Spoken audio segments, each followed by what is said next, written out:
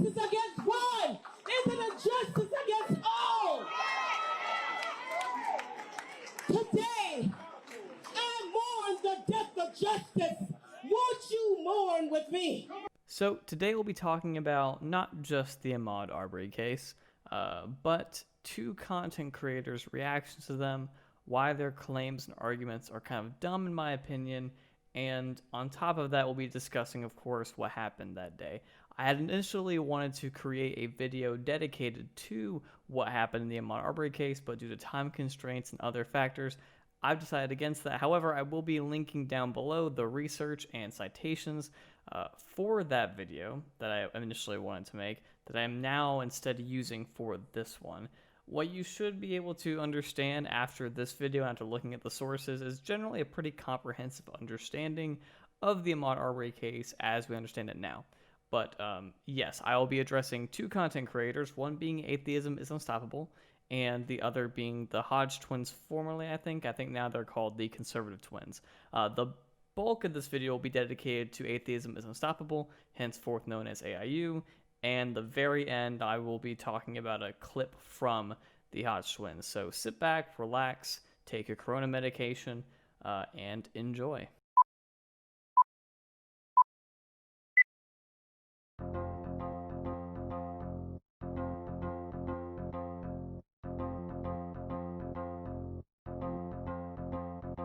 I do want to make a quick comment on the aesthetic of his video. It's really strange. On top of that too, whenever he's not using clips of like news or he's not talking over a clip or whatever, he uses really strange B-roll footage of like niche models, I guess. I don't know. Let's get on with the video. So the way we're going to start this is first looking at what AIU thinks about people, prominent folks like Bernie Sanders and Sean King, what he thinks about their responses to Ahmaud Arbery's death is. And I find it very interesting, and we're going to let it play. I am trembling with anger over what I just witnessed. Click away if you need to. We need all hands on deck. I said deck, not okay. This is the lynching of Ahmaud Arbery. So inflammatory language, obviously it's not a lynching. For me, I'll give you a spoiler. This is a self-defense killing. That's why these guys weren't arrested, because it's a nothing burger. This is nothing. Okay, so we're off to a pretty rough start here already. AIU's playbook is essentially to dismiss the legitimacy of the prosecution of the McMichaels by calling it a nothing burger, and later, as you'll see, he adopts support for the citizen's arrest aspect of the story and calls Travis McMichael's actions self-defense. But we'll look at that later. Regardless, let's take a look at the timeline for the McMichaels' arrest by the GBI.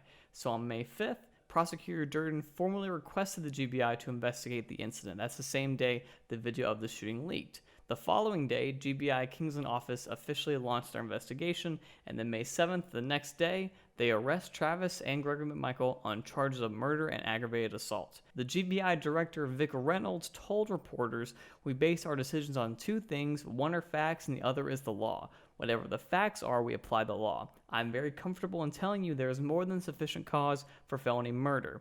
Unfortunately, it looks like the agents of the GBI and the judge who issued the warrant disagree with our legal expert here on the legitimacy of claims that they did something wrong, and probably wouldn't agree with the self-defense stuff he's pushing, but let's keep going.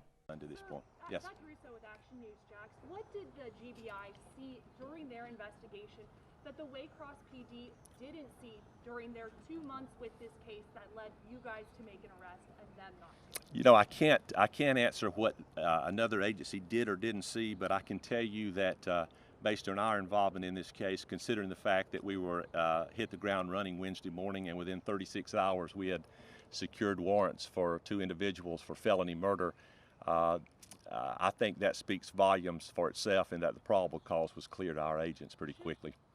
If you run at a man and attack a man with a gun, you're now in Mortal Kombat. And now you're going to get finished, as in Mortal Kombat. So this is very uninteresting on an intellectual level. I don't know if it's just me, but kind of sounds like he comes a little bit when he says finished. it sounds like he's kind of fetishizing the whole like fighting thing. I don't know. Maybe that's just what he likes to do. That's fine. But I will say, for the record, the GBI, the Georgia Bureau of Investigation, the agents who understand the law, the people who have investigated the handling of this whole thing, the people who have spent their careers doing shit like this, plus the judge who has done the same thing and issued a warrant for their arrest, they all disagree with you entirely. But you know what? You can keep going about your intellectual nonsense or whatever. Okay, now we're dealing with some human bullshit. We got to carve through that with a machete. But just straightforward, this is a self-defense. Easy. It's on video. We base our decisions on two things. One are facts and the other is the law. Whatever the facts are, we apply the law to it. If the law says what the facts are is a felony murder, then we take the warrants for it. I'm very comfortable in telling you that there's more than sufficient probable cause in this case for felony murder. So AIU goes on to do a kind of diatribe about the justification for Ahmaud's murder, how cops were clearly shown the video on scene and dropped the case right then and there, and that was okay. That's kind of all he goes on about. We're going to skip to a later point in the video and look at the gross and irresponsible inaccuracies that he portrays and take a look and kind of take those apart.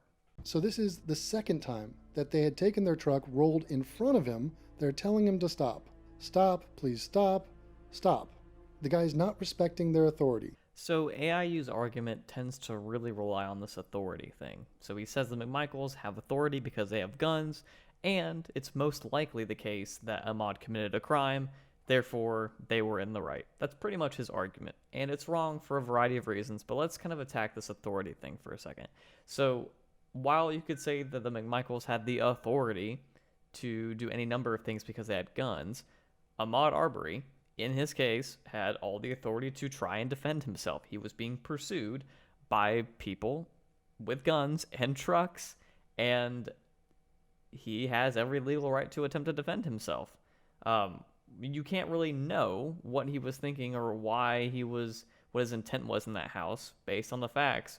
It doesn't look like it was anything criminal, given nothing was taken or damaged by him, but regardless, the authority argument is very weak.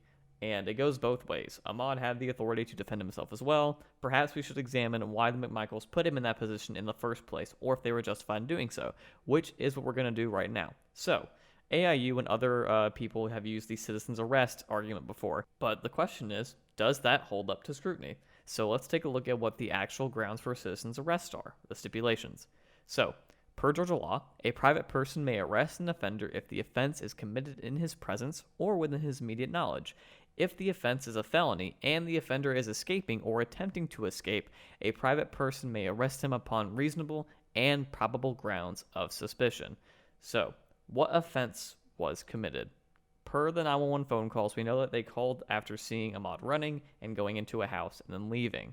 So, what offense was committed there? Was it trespassing? Well, we can look at the law as well and determine if Ahmaud was trespassing. Per Georgia law, criminal trespass is qualified if you enter a home, vandalize it or damage it in some way, or you enter despite being given explicit instructions not to by the homeowner. That may be chain link fence, no trespassing signs, or written or verbal acknowledgement of that fact from a rightful owner or a resident of that property. That being said, it was an open air house under construction. There was no notice of that. So criminal trespass does not work in this case. What about a burglary? Well, burglary is a felony. If Ahmaud was committing a burglary, this actually would probably hold up. But he wasn't committing a burglary. Again, he didn't vandalize or steal anything from the house. In fact, Larry English, the dude who owns the property, has himself said, with his lawyer, that nothing has ever been stolen from the house, despite the various people coming out of the property. So, what does that tell us? If Ahmaud had the intent to do something, that may be different, but we have no evidence to suggest that. And what AIU is going to try and do is try and spin this narrative that Ahmaud was probably a criminal, probably going to do something, probably in there to steal something. Sure, you can say that, but his logic for that is really fucking shaky. The video surveillance footage of people in that house may not be Ahmaud. We actually don't know if that's Ahmaud or not. The various thefts that have occurred in the neighborhood don't have suspects. We don't know who those people are. So it's really hard to draw a factual, legally functional argument that Ahmaud was intending to steal something. That being said, it does not seem to meet, based on the facts, the grounds for burglary. Therefore, the McMichaels did not have the authority to chase and attempt to commit a citizen's arrest on Ahmaud, given the facts. That's just kind of how it is. I'm going to leave a link below to a YouTuber named Colin Noir, who actually did a really good job of examining the legal grounds for criminal trespassing, citizen's arrest, and burglary in the Ahmaud Arbery case. He went to law school and he seems pretty well informed on the matter. So if you were not satisfied by my examination of it, you can take a look at his and see for yourself. But my conclusion seems to be correct that a citizen's arrest does not work here. Despite how badly AIU wants it to work, it simply does not. That's a problem. I wonder why. This is tied into the fact that one of the reasons why he did not stop is because he knew he was in trouble for breaking into the home. Let's be absolutely clear here and remember that when AIU says breaking into a home, he's actually referring to an instance where someone stopped, stood inside of a currently being constructed house, and then left. That's not really the same thing as what people think of when they usually hear breaking into a home. But go off. It's not the first time there have been break-ins here. These people were already on guard. The dude is already on video surveillance.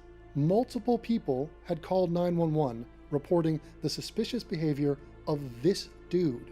Okay, so this is not nearly as open and shut as AIU kind of presents it. So we can look at a couple of incidents that happened in the neighborhood in the months prior to this, and even in the weeks prior to this, and kind of see if it matches up with what he's saying. So there were 3 thefts reported in the neighborhood since December, but you can go as far back as March, and these are still the only ones that are reported. So on December 8th, 2019, Santia Shore's neighbor reported rifles stolen from an unlocked car. On December 28th, the theft was reported. It was unclear what was stolen. And on January 1st, 2020, Travis McMichael filed a police report saying that a gun was stolen from his vehicle. It is worth noting that none of these thefts have a suspect, okay? You have no clue who committed these thefts. That's one part of it.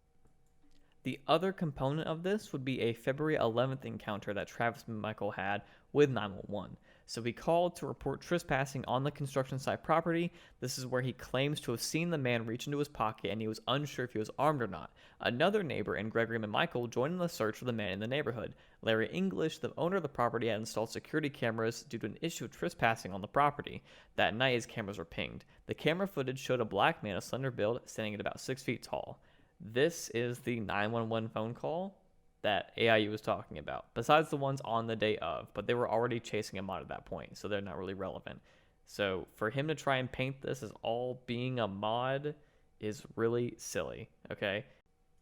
We can speculate on if this dude was Ahmaud or not, but the facts of the matter are we don't know, and it's very well likely that Travis did not know either. But we're not quite done yet. So let's look at what Larry English, the owner of the property, and their lawyer think about this whole thing. So again, Larry English is the owner of the property that Ahmaud had gone to before his death, and the same property that had been reported trespassing before. However, nothing had ever been stolen or damaged at the property. He had no relationship with the McMichaels, never discussed the unauthorized entries with the McMichaels prior to Arbery's death, and never shared any videos with them.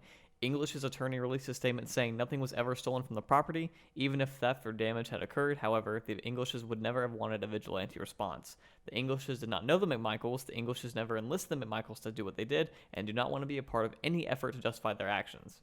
Given these facts, given the fact that there were no suspects in the thefts, given the fact that it is highly unlikely, if not impossible, for the McMichaels to have seen the security footage, all they would have had to go off of was a late-night encounter with a black dude. That's all that we can reasonably assert that they had understood of this whole situation. So, kind of weak reasoning to chase after someone with guns and shit when, again, you could have just called the cops. But yeah, so for AIU to kind of present this as Ahmaud was notorious in the neighborhood for committing burglaries and robbing homes and had multiple 911 phone calls on him. No, that's just not true. Not true at all. Not true at all. It is really gross. I'm sure he encountered this doing the little research he did, but chose not to present that. If you're a fan of his, or if you're inclined to believe him, you might want to do a double take and think of why he's doing this. But let's just keep going. So he's not just a jogger. He's not just a guy out for a run. He's a suspect in a criminal act, and he probably did it. So let me remind you of everything I just said that AIU is either aware of and doesn't include in the video, or is blindly ignorant of, and he's still saying that Ahmaud probably did it. I wonder why. Just really curious. The guy already has a criminal record. He has a history of mental health, whatever. Dude is a mess, and dude is a criminal. So just so we understand here, AIU is trying to play up a certain narrative. When he says criminal, a lot of his fans or viewers or people who watch this may interpret criminal a million different ways. So let's be realistic and understand the criminal history of Ahmaud, even though in my opinion it's not entirely relevant. So he was indicted for bringing a gun to a high school basketball game when he was 19, and in 2018 he was arrested on shoplifting charges. There are videos floating around of Ahmaud having encounters with cops. I think there's 2 that stick out to me, and conveniently enough, AIU has videos on these encounters. I'm wondering why he would try and paint Ahmaud a certain way. Perhaps he has ulterior motives, but that's neither here nor there. But yeah, I believe one of those encounters was him being arrested for attempting to shoplift from a Walmart, but I don't think he was charged necessarily. I think that's the one. And on top of that, he was having an argument with cops because he was in his car rapping. That's pretty much the extent of those 2 other incidents. But this guy's not a career criminal. He's had some bad encounters with cops and some poor decisions when he was younger. I'm sure a lot of people can empathize with that. And when I say someone's a criminal, I usually mean more like a career criminal. That really doesn't seem to be the case with Ahmaud. But regardless, that is almost entirely irrelevant. Because when we discuss innocence or guilt for a crime, you don't get to kind of gesture and infer, oh, well, he did stuff before, so he probably did this. That's not how this works. You have to prove that they did something wrong. You don't get to like needlessly pander and gesture at your fucking audience, hoping that their biases will tell the story for you. You don't get to do that, all right? Yes, Ahmaud had committed some crimes in his past. Sure. But did he commit any crimes here? Well, literally speaking, based on the video that we have and the facts of the case, no, he did not. And that's the end of it. Now, you can try and justify his death, like he should have been murdered because of these crimes, but that seems like a very weak sauce kind of path to take, and I don't even think AIU is doing that, but he's just trying to gesture and infer that Ahmaud probably did these things. If you're interested in the facts, then, well, this kind of isn't really relevant at all. And now we're going to skip ahead to a wonderful rant regarding certain members of the audience. Okay, and so there you have it. Now, let's speak to our Facebook friends. How should I rephrase this? Let me speak to my family, if my family was watching this. I'm already super uncomfortable with this. Or how about, what's another way to phrase this? Women. Let me speak to you as if you are a woman watching this. Now, I realize that there are some men that embody the same characteristics as women. We affectionately refer to them as pussies. Okay, but does this dude have, like, really any room to call someone, like, a pussy when he literally postures behind a fucking fursona? The dude animates the fucking eyes blinking. Are you fucking kidding me? But we understand there's different nature, there's different biological impulses. A lot of women have a lot of empathy. A lot of that empathy is misfiring. Doesn't know what to do. I just watched a man get killed. Why are we talking in, like, angry tones? Shouldn't we be sad? Oh yeah, this dude definitely got bullied and rejected in high school.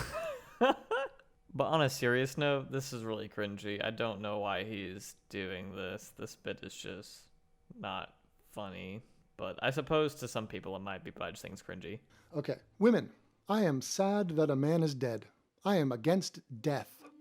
Oh, women, women, oh, women. I sympathize with the family members. I think of their pain. I think of a young man's life that is now wasted. Ahmaud Arbery was a thug and a punk, and he had a bad attitude. This dude made mistakes. He was a criminal, and he was stupid. So I don't know about you guys, but I personally don't think that he sounds very sympathetic or empathetic. It sounds like he was just saying that, doesn't really mean it, given the context and what he said in that other video. But yeah, we're going to move on, and we're going to get on to the things that I think AIU really wants to talk about here. Freedom to be able to go out and run. We shouldn't be hunted down or anything like that. Fucking absurd. So now people are running for Ahmaud, and it's this virtue signal. Chelsea Flynn. I did a bit more than 2.23 today. Not a murder. Stopped at the moment for a moment of silence. It wasn't. People are not being killed for the cause. It's by your action. But it's action. Fucking action.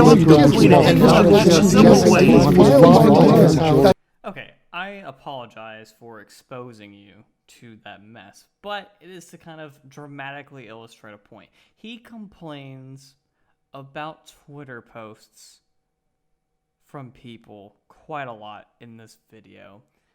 The center of that critique tends to come from the issue with virtue signaling. Here's the thing.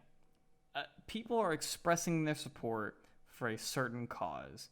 He wants to paint it like it's this really weird, like, narcissistic or self-interest thing, which for some people it very well might be, right? Performative activism is absolutely a thing, all right? But any regular, normal, functioning person, or any rational person, or anyone trying to critically examine culture of today would understand that this is simply people who are trying to voice their support for a cause on social media. He just wants to label it as like virtue signaling because he doesn't like it, okay? Here's an example of really cringy virtue signaling from the right.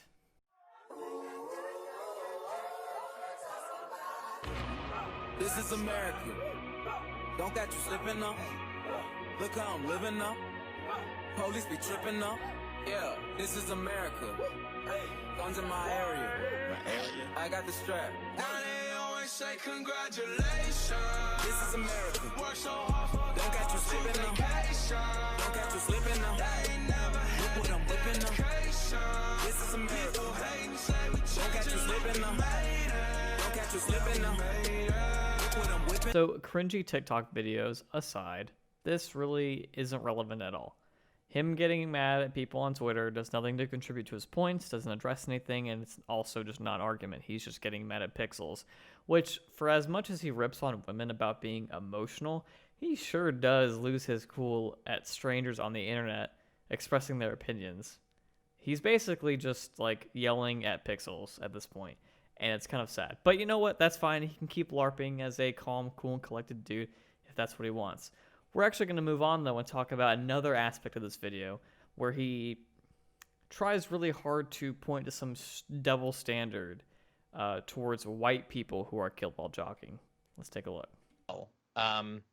You would think if there was anything that could unify everyone as in saying this is not acceptable, something like this would be, but no. I mean, for the most part, some people are going to cover this, and other sort of people are not going to talk about this at all because they know how bad it looks. And if they're forced to, they'll cover it in the same way that they covered, you know, Trayvon Martin. Wait a minute. They're not going to cover it at all? That's an option? Really? So you could see a story, be aware of a story, and then choose to not cover it because it makes you feel uncomfortable and you don't even want to amplify the facts about the case. Wow, John, do you guys ever do that? Is that something you partake in? Because I'm loving the performance, man. Oh, in this day and age, you know, you'd think that we've come further than this, but apparently, you know, people are getting murdered. Joggers, innocent black joggers, that's kind of a new thing now. Well, I did a little research, and turns out that there have been some white joggers who have been killed. Who killed them, you ask? Well, they have names and stuff, but let me speak in your language. Black people killed them. And brown people. I'll throw in a couple browns. Here's one of those stories. It's a woman named Wendy Martinez. She was jogging near DC's Logan Circle when a stranger stabbed her to death. She was engaged to be married. But no. Anthony Crawford decided to kill her. Now, ABC 7 News at 11 on your side. Right now at 11 o'clock, relatives of a slain D.C. runner say justice has been served. And this comes after the man who killed Wendy Martinez pleaded guilty this morning in court. So we can take a look at Wendy Martinez's case here, right? She was stabbed by a man named Anthony Crawford. He suffered from mental illness. He was determined to be competent enough to stand trial. And he was on cocaine at the time of the stabbing. Rather different from Travis and Gregory McMichael from what we can tell. So there's that. He was arrested the following day, and he was sentenced to 30 years in prison with a 5-year supervised release period afterwards, okay? He also, or this case, received national news coverage AIU literally showcases a video of it being showcased on Good Morning America. Okay, a premier morning channel show in this country. So we have outrage, we have justice. What else do you want? Like, besides, like, oh, he should have been hanged. Like, besides, like, arguments like that, what else do you want? I literally don't understand. Also, these are very, very different to the Ahmaud Arbery case, so not really comparable in circumstance. But that's fine. It is what it is. Here's another one. 27-year-old Google employee Vanessa Marcotte. She went out for a jog, and that was it. So in this case, the case of Vanessa Marcotte, it is relatively similar to Wendy Martinez. She was assaulted and raped, presumably by a man named Angelo Ortiz. He was charged with aggravated assault and battery and assault with attempt to rape. He is presently still in custody, awaiting full trial and sentencing. There have been issues with his legal team, his legal representation, and questions over the legality of the officer who got his DNA, things about, whether he was speaking English, whether he understood his rights. All those kind of valid constitutional questions are still being debated in court. But what I really want to talk about here is mostly the weird arguments he makes that no one cares about these women. No one's asking uncomfortable questions or talking about it. No, people absolutely are. When you look into these women, you'll often find that they are cited, protested for, and people are active in trying to ameliorate the gender issues that we have today, right? So there's a Running While Female campaign. The issue is it's not racialized because this is a issue that is shared by women of color who are vulnerable and white women who are vulnerable. Okay, this isn't just happening to white women. The ones you cherry picked happen to white women for sure, but this definitely extends past like lines of race. So yes, people absolutely care about these women. They've sparked national outrage and national campaigns discussing the issues of women who are assaulted while running. Literally, Google running while female. You'll find articles name dropping these women, okay? What he is spoon feeding you is bullshit nonsense. People are absolutely caring about these problems. They're just not looking at it through the racialized lens that he is because there isn't necessary. There's no need for one. It's not necessary here. And then we have the famous case of Karina Vetrano, who was out jogging in New York, and she got jumped and beaten on and strangled to death by a young black man who openly admitted to it. So I already kind of talked a little bit about, the social impact, the social media campaigns, the activists who have taken it upon themselves to try and improve the situations of women around the country who are similarly victimized, like Vanessa Marcotte, Wendy Martinez, and Karina Vetrano. So I'm not really going to go over that again. It is worth noting, though, again, that Karina and Vanessa are both often cited together. They happened around the same time. There were even concerns that they were killed by the same person. That is not the case, but I will touch on Karina Vetrano's murder. So, interestingly enough, her murder has its own Wikipedia page, but at the end of the day, Chanel Lewis, the guy who admitted to murdering her, he was sentenced to life without parole. In all of these cases, I guess with the exception of Vanessa Marcotte's, but he's still arrested, these families received justice. And that is an important qualifier for why people are so upset about the murders of men like George Floyd or Ahmaud Arbery or the various other ones. Oftentimes, the perp walks, and if he's a cop, he'll come back to the force 6 months later with full pay again. These families don't get that kind of justice. They don't get that kind of closure. That's what they're asking for. So when you remember this dude's running defense for the Ahmaud Arbery killers for like the whole hour of this, remember, he doesn't really give a shit about any of that. He's just angry that black people are angry, and that's kind of the long and short of it. So now at this point, we're going to look at some of his commentary regarding the Young Turks' interpretation of events. Yeah, look, these... Oh, so serious.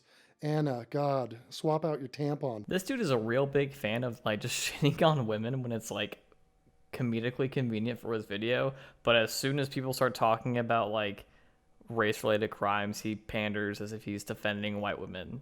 Of his life as he was doing something incredibly innocent, something that we can all relate to, going out for a jog, his family... Robbing homes? Wait a minute, what was incredibly innocent about initiating a violent encounter? So, of course, citation needed on the robbing homes thing. I know damn well he has no fucking proof of that. He's just talking out of his ass. And again, who initiated the violent confrontation? The dudes who tried to chase down Ahmaud with trucks and guns, or Ahmaud who was in a under construction home, not committing any crimes. Who was the one who initiated that violent confrontation? I would say Ahmaud was defending himself. He went up and punched this dude. He punched him like 10 times, and he reached for his gun.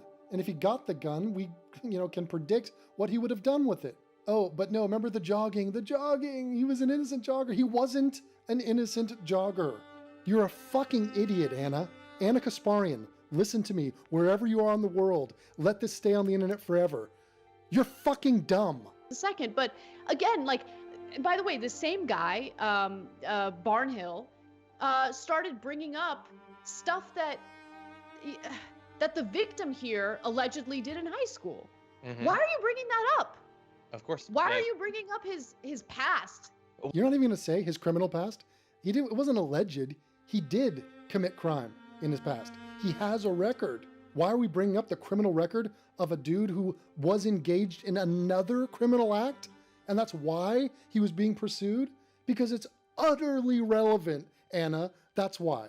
Because to not bring it up would be insane. It's the context. Anna, you love that word. I have a strong feeling that AIU here won't actually talk about his criminal past because he knows that it actually doesn't look like that terrible, right? The dude brought a gun to a high school basketball game, got arrested for it. No one got really hurt.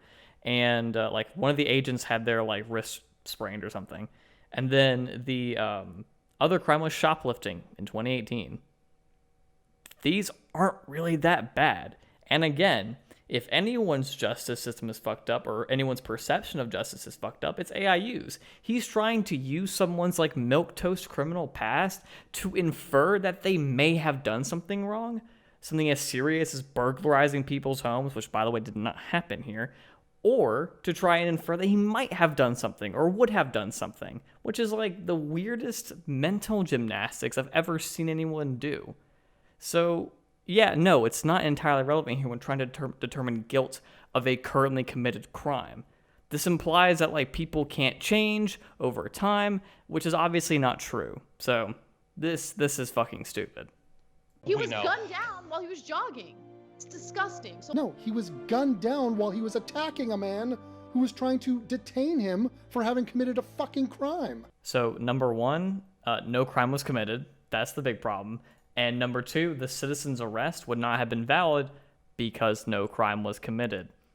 So keeping that in mind, with Ahmaud being pursued by people with guns, it's not really that, not understandable for him to have reacted the way he did. He was acting in self-defense and got fucking killed for it. In a letter, by the way, initially, Barnhill said that there was no probable cause for charges because the McMichaels were legally carrying their firearms under Georgia's open carry law. Yeah, Anna, wipe that dumb look off your face. Look at her. Ooh, it was legal?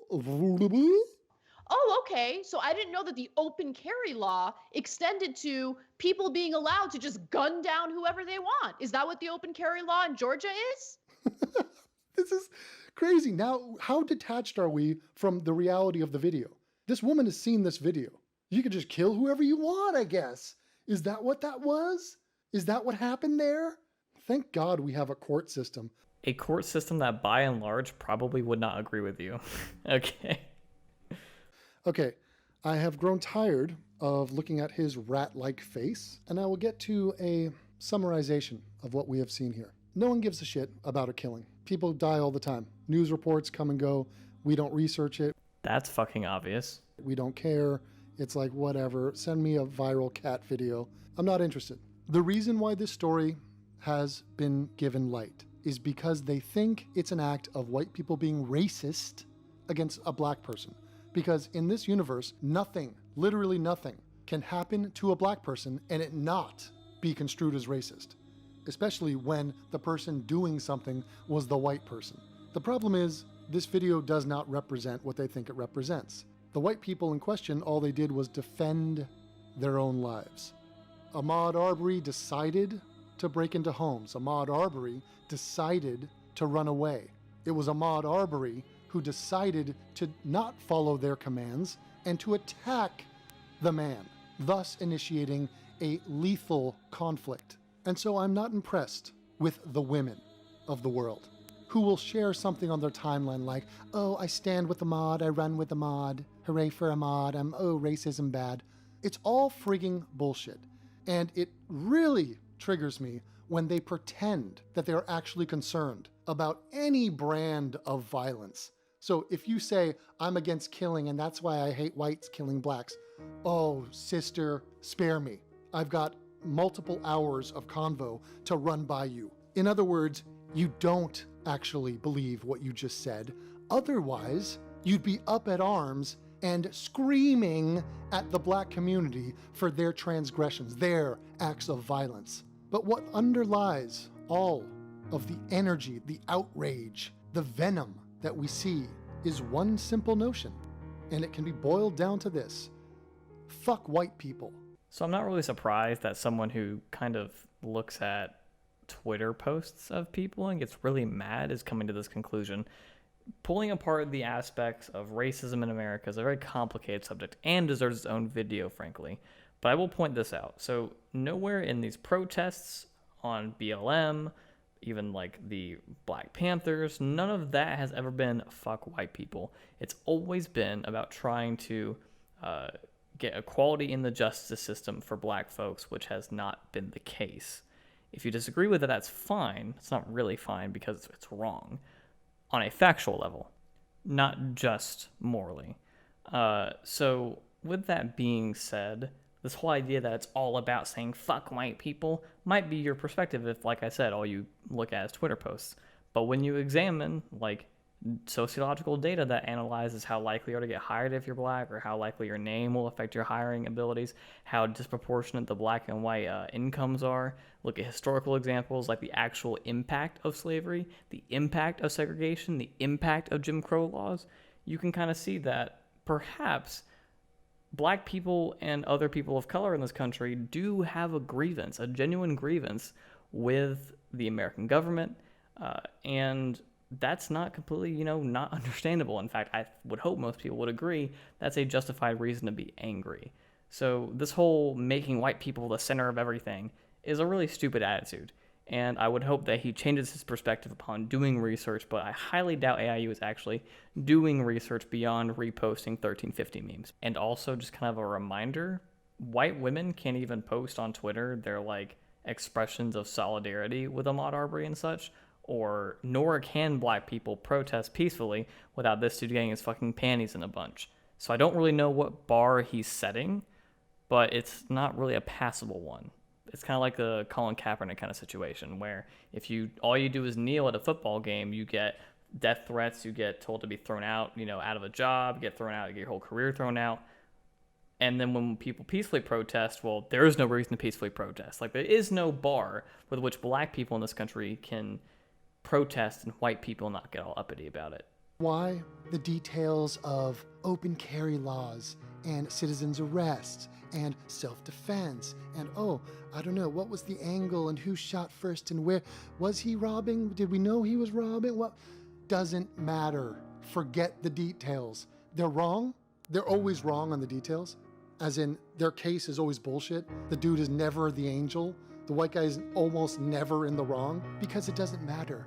The message is fuck white people. Now, as the official ambassador of the white race, my response to that is no, fuck you. Wow, what a strong, coherent argument. I'm very convinced. No, fuck you. You petty, jealous, stupid, insignificant, uneducated, do-nothing scrub bitch. That's what we say to you. You need to fuck yourself because I need to watch Curb Your Enthusiasm and drink a smoothie.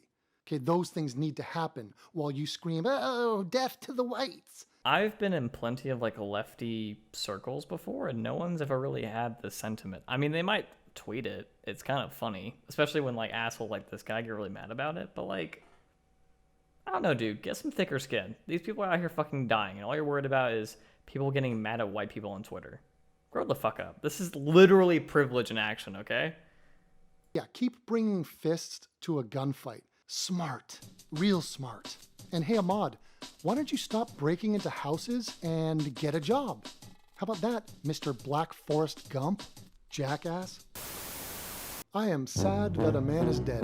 I am against death. The victim of assault, that white guy with the red beard who was attacked by Ahmaud Arbery, and it's going to be both the father and the son. Whatever sentence they get, that is going to be the injustice. They will be the victims of this. Ahmaud Arbery ain't no victim, and neither are you, bleeps. So spare me and save it. I'm fucking back. Well, we are all happy to have you back, AIU. So yeah, that was the Ahmaud Arbery, the first AIU Ahmaud Arbery video. And overall, again, it's just kind of being mad at tweets, trying to draw a false equivalency between Ahmaud Arbery and the deaths of 3 women, and trying to appeal more low-key, but in a more low-key way, trying to appeal to the idea that it's all black people's fault. That's pretty much the deranged ramblings, the deranged, not researched ramblings of AIU here. But now that we're done with that, let's take a look at this conservative twins. I think they used to be called just the Hodge twins. They've been around for a while, but now they have a conservative lean to their stuff. We're going to take a look at their Ahmaud Arbery takes, at least their initial ones. And I'm going to start closer to the end of the video where they say some more interesting stuff. But yeah, let's go ahead and pull that up. Yeah, look, it's 2 sides to every story. Yeah. None of us was there. Yeah. We don't know what happened. Okay? But I want to point this out, and everybody have to agree with me on this. I don't know, man. I feel like we're going to disagree a little bit on some things here. Something just tells me that we are. The only reason why we talking about this is because the black man that was shot, he was shot and killed by 2 white men. If this was 2 black men, or a Mexican guy shooting a black man, you wouldn't hear about this. Yeah. And even if he was an Asian man shot a black man, you wouldn't hear this. But because these 2 men were white, that's the only reason why we're talking about this. Yeah, this happens in urban neighborhoods across America every weekend. Unarmed black men being gunned down. Yeah, like you look at the Trayvon Martin incident. Yeah. They tried to paint that Mexican guy out to be a white dude at first. Yeah. I mean, the reason why we bring this up is, the reason why this is headline news is because the media, just like Malcolm X said it, they're the most powerful entity in this country. They can make the innocent look guilty and the guilty innocent. The reason why, because the media puts this out there because they want to keep black people upset. They want black people to feel like it's 1950. So you can have the perspective that the media, the mainstream media, can be manipulative, and also agree that this was a bad thing. These 2 things don't conflict with each other. So conservatives do this a lot. Oh, if the races were reversed or whatever, we wouldn't be talking about this. And I mean, sure, but this is a problem that has been repeated throughout history with no recourse, right? Black people getting murdered by white cops or white dudes with no justice for the families and for the victims of those killings. Now, we can also agree that crime in black inner cities and black communities is really fucking bad. But these issues are not exactly one and the same. There are groups, organizations, politicians who advocate for solutions to the crime problems in black communities. And then there are also people who do the same kind of advocacy for racial injustice, for institutional racism, for these cop killings. This is a multifaceted issue. All these issues are complicated, and to kind of conflate them like this is unnecessary. I'm also sure that Corona, people being quarantined, general kind of social upheaval because of that also probably played a part in this as well. But yeah, these things are all separate in that they need to be handled differently. The solutions for racial injustice, racial inequality, police brutality are not necessarily the same ones that are going to get poor black children who need to be well-nourished and well-educated to get out of those situations. The solutions are going to be different for these things. So I don't really get their point here. It's not like that in this country. Yeah. That's the only reason why this is headline news. The only reason. And we got an election coming up. That's the only reason why we talking about that. They trying to paint this country as racist. They want to get Trump out of everything you look at on the news. There's a reason why they're talking about it. It's not to keep you informed. It's to keep you upset. Yeah. Especially in black America. It's not even news anymore. It's more like propaganda. So this is like some weird shit tier conspiracy theories, and also with the whole propaganda stuff, dude. Like, of course, okay, these companies are run by media execs. They run advertisements, the 24-hour news cycle. All that stuff kind of exacerbates an attitude towards news that wants to keep you enthralled, angry, and upset. Those things are true. But that does not necessarily mean there isn't a reason to be upset. All right? That doesn't invalidate the feelings of the people who are, in this shit. So it's so painful because there are real issues that need to be addressed here. There are real societal problems that we need to examine and solve and work through together. And these fucking knuckleheads, they're just kind of giving non-answers and uncontroversial takes and really basic ones at that. And it's just kind of pointless. It's really fucking pointless. Yeah. Every time you hear about a black man being shot and killed unarmed by a citizen, it's the same scenario. This man's got a CCW permit. He engages you. You want to show everybody how tough you are. Things get heated, physical. Yeah. Get physical. He has every right to kill you At that point. So you have to be smart, man. Yeah. Don't entertain these people, man. Yeah. Remain civil. Keep your hands to yourself. That's Worst case scenario, the worst thing that's going to happen, you're going to get arrested. But you still going to be alive. You're going to have your day in court. Yeah, and if you're out there minding your own business, now you can turn around and sue that person for false imprisonment. But this dude that was shot and killed, rest in peace, this guy was not a saint. He has a criminal record for guns. Not saying that's right to shoot and kill him. Yeah. So given the circumstances that a lot of black people face when they're, detained by police, it doesn't always seem to be the case that they come out the other side able to sue anybody or even alive. And also that bit at the very end with he's not a saint, again, these two fucking knuckleheads, dude, they don't want to take any firm stance against the killing of this kid, but they'll gently pander to the whole conservative crowd. Who gives a fuck if the guy was a saint or not? I would think the two conservatives here wearing these legalized Freedom 1776 merchandise shirts would understand that this dude was not given the opportunity to be innocent until proven guilty.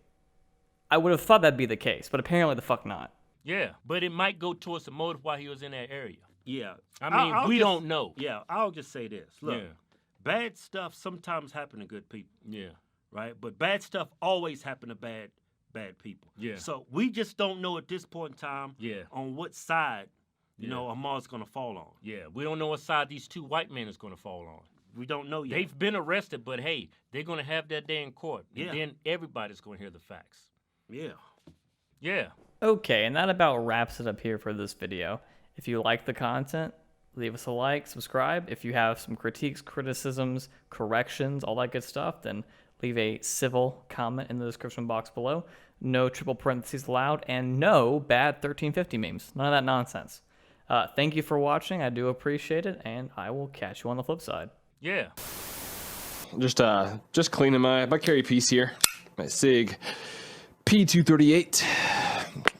Nice firearm. Okay. This is fun. I didn't know that you carried a 380. What? I didn't know. That's fine. That's fine for you. I wouldn't be caught dead without at least a 9mm when I leave the house. Oh. What? There's just a misunderstanding. Clearly, Don't get cute. That's funny you say that because that's my ankle piece. It's for my ankle holster. I don't leave the house with anything less than Glock 21-45. But I think that's just me. I think we're getting wires crossed. I think we're missing each other because this is my backup. No, I don't leave the house with anything less than my military spec set at an AR-15 femur holster. Oh, but fine for you. I see.